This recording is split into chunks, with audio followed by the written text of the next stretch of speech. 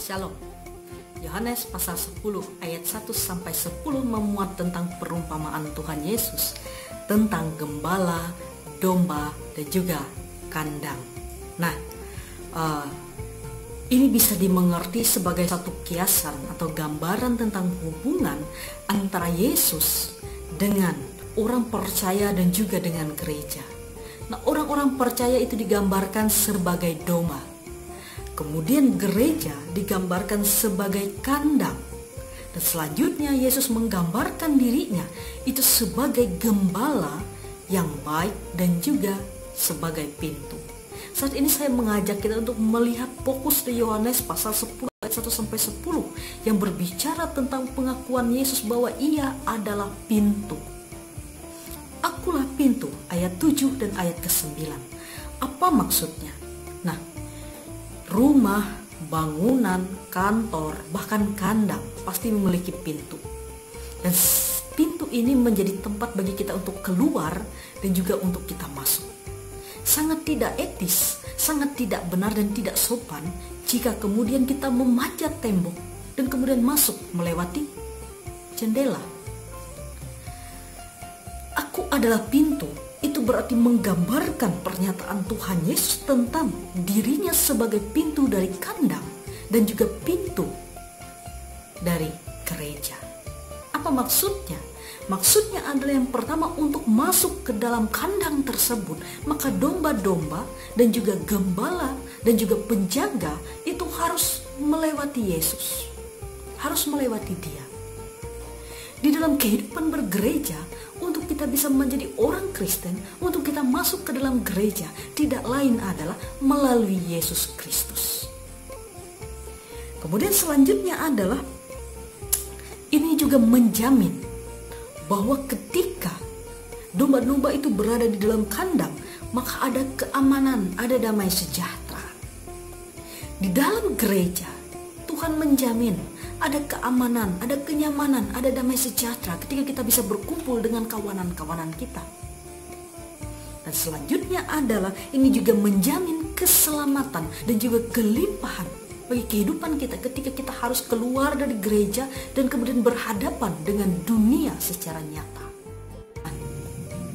Tuhan Yesus menggambarkan juga beberapa gembala-gembala yang disebut sebagai gembala palsu atau pencuri dan perampok yang tidak masuk melewati pintu, yang tidak masuk melewati Dia tetapi memanjat tembok.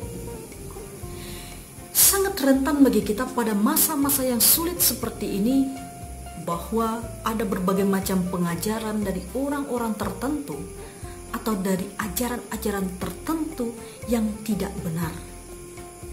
Contohnya adalah, ada yang berkata bahwa rumah ibadah itu ditutup, maka berarti kita itu tidak beriman. Apakah benar demikian? Bukan kita tidak beriman, tetapi kita beriman dengan hikmat. Tuhan bisa menjaga kita, Tuhan bisa melindungi kita dari setiap mara bahaya, bahkan juga wabah sakit penyakit.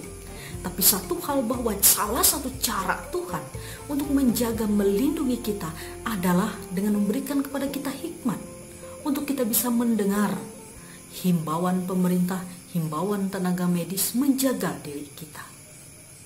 Dan lagi pula ini bukan ditiadakan, tetapi dialihkan ke rumah kita masing-masing. Ini baru satu contoh.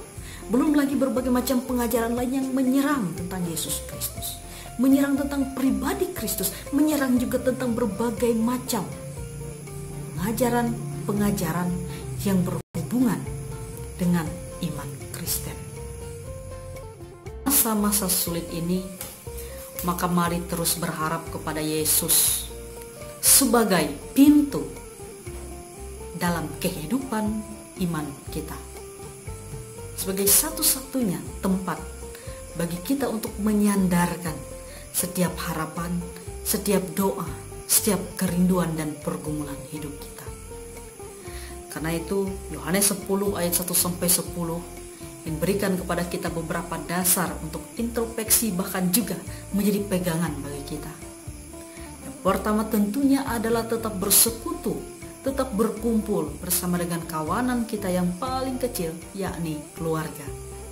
Oleh setiap doa, dan persekutuan penyerahan diri kita kepada Tuhan bersama-sama dengan keluarga, maka di situ akan menjadi satu kekuatan yang besar bagi diri kita dan juga bagi orang-orang yang pada saat ini sedang berjuang dalam menghadapi pandemi COVID.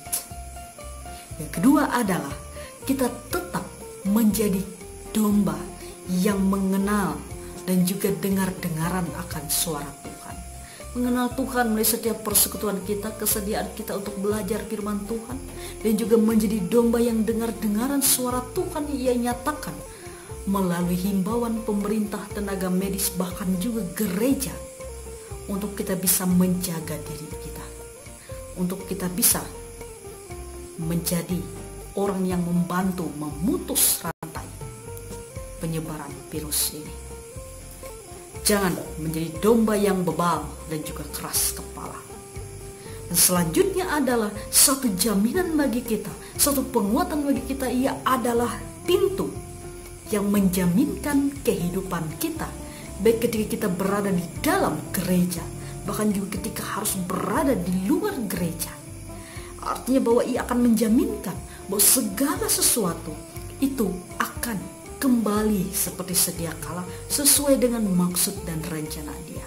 Dan di balik semua itu ada kelimpahan, ada kekuatan, ada keselamatan yang Tuhan persiapkan bagi kita yang tetap setia bersama-sama dengan Dia. Gambaran Tuhan Yesus sebagai pintu ini memberikan jaminan bahwa hanya karena Dia kita menjadi anak-anak Allah, menjadi orang Kristen, dan melalui Dia kita diselamatkan, dan bersama dengan Dia maka kita bisa hidup di dalam pemeliharaan, kelimpahan, dan keselamatan. Syukur kepada Tuhan. Tuhan memberkati. Selamat hari Minggu.